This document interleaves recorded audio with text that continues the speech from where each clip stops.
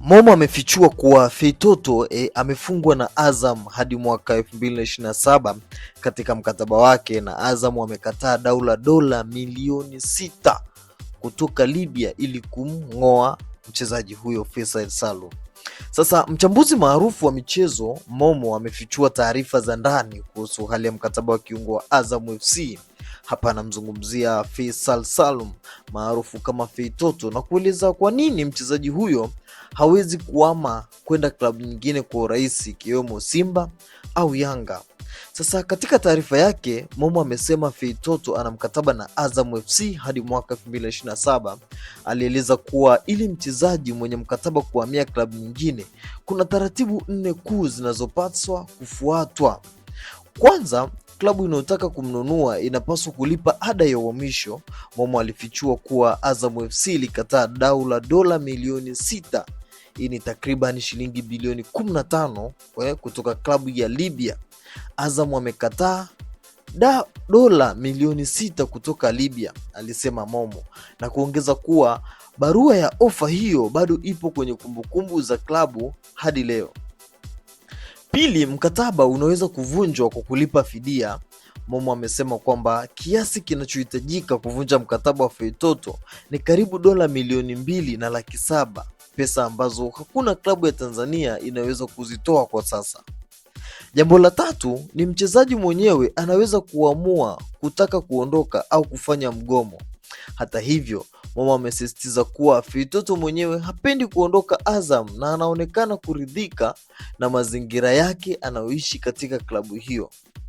Jambo la 4 ni kwamba klabu yenyewe inaweza kuamua kumuuza mchezaji huyo, lakini Momo amesisitiza kuwa Azam FC haina nia yoyote ya kumuuza Feitoto kwa sababu wanathamini sana na kumuona kama mchezaji muhimu katika mipango yao.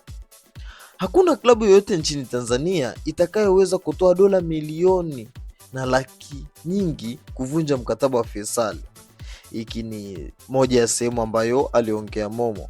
Aliongeza kuwa hata kama mkataba ungekuwa umemalizika, mshahara wa Feitoto ni mkubwa sana kiasi cha kufanya iwe vigumu kwa klabu nyingi za ndani kuweza kushindana naye.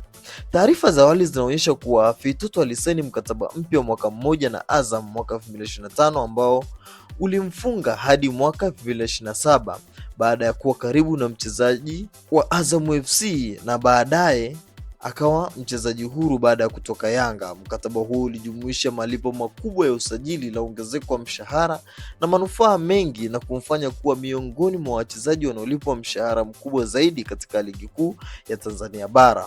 Mashabiki wa Simba na Yanga wamekuwa wakimuingilia Momo na kumuuliza maswali mengi kuhusu uwezekano wa Faisal kujiunga na klabu zao, lakini Momo amesema amechoka sana na simu zao, hivyo hivi sasa ametoa ukweli wote kuhusu ishu ya Faisal Salum, Simba pamoja na Yanga.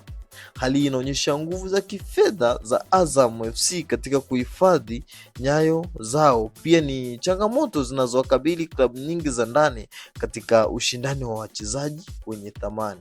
Sasa tuambie una maoni gani kuhusu taarifa hii? Usisite kutuandikia hapo katika uwanja wa comment section.